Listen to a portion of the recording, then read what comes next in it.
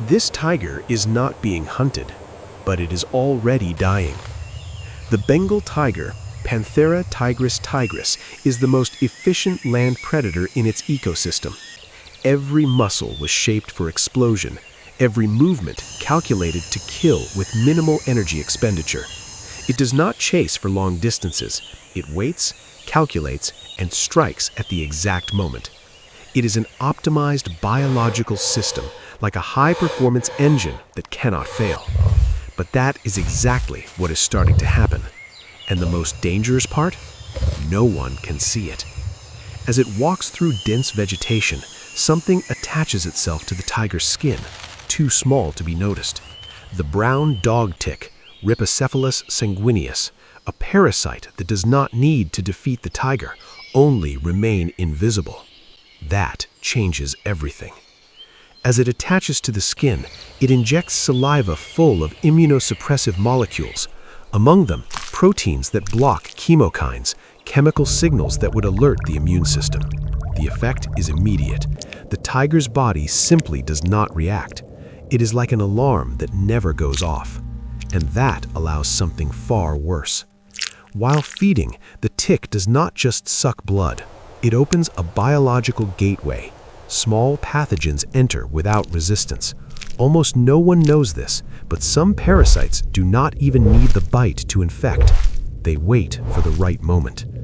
During self-grooming, the tiger accidentally ingests the tick. That is when the protozoan Hepatozoan felis comes in. Unlike others, it uses ingestion as an invasion strategy. Inside the body, it settles in the muscles and begins to destroy from the inside out. The process is slow, almost imperceptible. The parasite forms structures called merons, which multiply inside muscle fibers. The effect is not immediate pain, it is continuous wear, like rust in a perfect engine. Now the body needs to spend energy just to contain inflammation. This means the tiger starts consuming more energy than it should, even at rest. Every movement costs more, every step drains reserves, and it still does not notice. This is the critical point. The tiger still hunts, still dominates, still seems invincible, but biologically it has already entered a disadvantage. The immune system begins to fail silently. The production of defense cells decreases. The body loses efficiency. This is where the real problem begins. As it moves through bushes and dense areas, it accumulates more ticks, more vectors, more parasitic load. The effect is cumulative, like small failures adding up until they bring down an entire system. And there is another almost invisible detail. Some ticks release enzymes that degrade tissues, facilitating the circulation of pathogens in the bloodstream. This accelerates everything. What was localized becomes systemic. It is no longer a single point of infection, it is the entire body. The tiger still looks strong, still moves with precision, still controls its territory. But inside, the collapse has already begun, and the worst has not even arrived yet. The tiger still walks like a king, but now every step costs more than it should. And then a second threat enters the scene. Invisible, light, almost irrelevant. The mosquito. Species from the genera Aedes and Culex land for seconds, long enough. During the bite, they release microscopic larvae of the heartworm, Dirofilaria immitis. The event is simple. The consequence, devastating. The larvae enter the bloodstream and begin a silent journey to the pulmonary system. Unlike other animals, large felines do not tolerate this parasite well. Even a few individuals are enough to cause real damage. Almost no one knows this. Even before becoming adults, these larvae trigger an intense inflammatory reaction in the pulmonary arteries. This condition has a name, HARD, heartworm-associated respiratory disease. This is where the body truly begins to fail. The walls of the arteries become thicker, blood flow decreases, oxygen exchange drops. The tiger keeps breathing, but absorbs less oxygen every second. It is like trying to run while breathing through a narrow tube. And for a predator that depends on explosive muscular power, this changes everything. Now, when it needs to attack, the body does not respond as before. The musculature is already compromised by hepatosome felix, and now there is a lack of oxygen. The result is brutal. Endurance drops, recovery takes longer, and the heart goes into overload. To compensate for the lack of oxygen, the body increases heart rate. The right ventricle must pump harder to push blood through compromised pulmonary arteries. This generates pulmonary hypertension. Over time, the heart begins to deform. It is like a pump working against a clogged system. But it is not over yet. A third threat begins to act directly on the body's surface. Flies, such as Dermatobia hominis, use an unusual strategy. They do not lay eggs directly on the tiger. They use other insects as transport. This process is called phorecy. When the intermediate insect lands on the tiger, body heat activates the eggs. Within seconds, larvae emerge and penetrate the skin. Without warning, without defense. They enter through pores or hair follicles and settle under the skin, creating small living chambers. Each larvae keeps an opening to breathe, the so-called punctum, and begins to consume tissue. This creates a new problem. Each infection point activates the immune system. The body needs to react. It needs to inflame. It needs to repair. All of this costs energy. And here is the critical detail. Each larvae can increase the host's metabolism. Now imagine dozens. It's like running a marathon without moving. The tiger is constantly spending energy without getting any return. And everything starts to accumulate. Muscles being degraded, lungs losing efficiency, heart overloaded, immune system weakened, open wounds. It is an overlap of failures. And then the inevitable happens. The tiger tries to hunt. It calculates, approaches, attacks, but something fails. The burst does not come.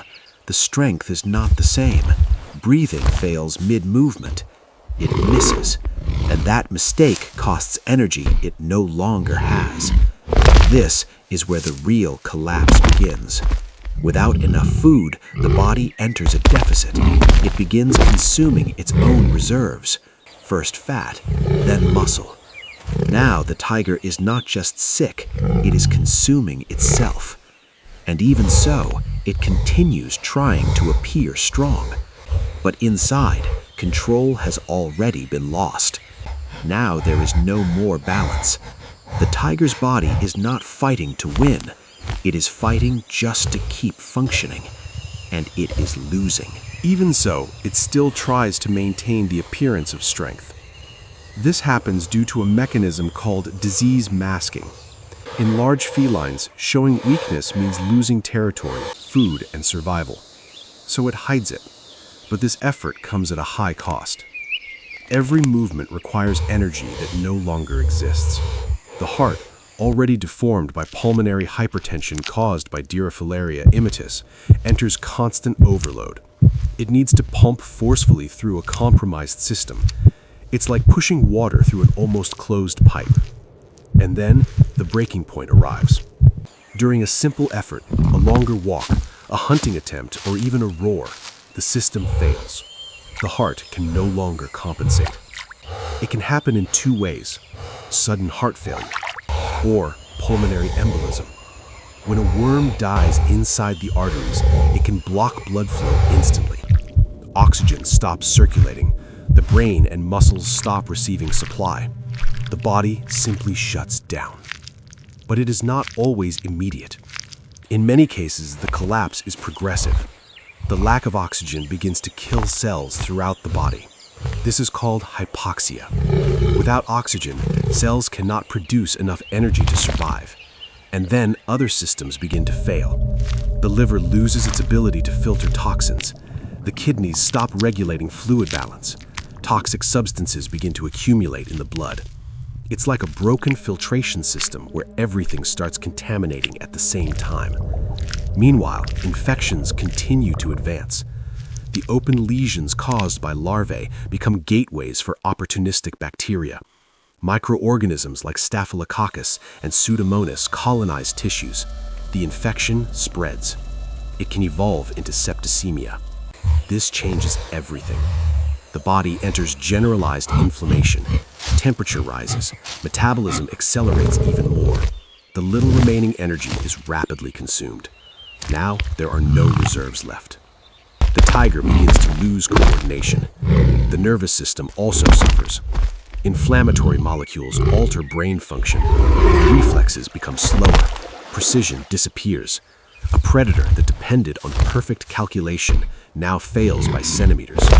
And in nature, centimeters are the difference between life and death. Unable to hunt, the end approaches faster. Dehydration sets in. Fluid loss, combined with fever and kidney failure, destabilizes electrolyte balance. This directly affects the heart. Arrhythmias begin. Heartbeats become irregular. Each contraction loses efficiency. Blood no longer circulates as it should. Now multiple systems are failing at the same time, and there is no possible recovery. The tiger begins to withdraw. It seeks isolated areas.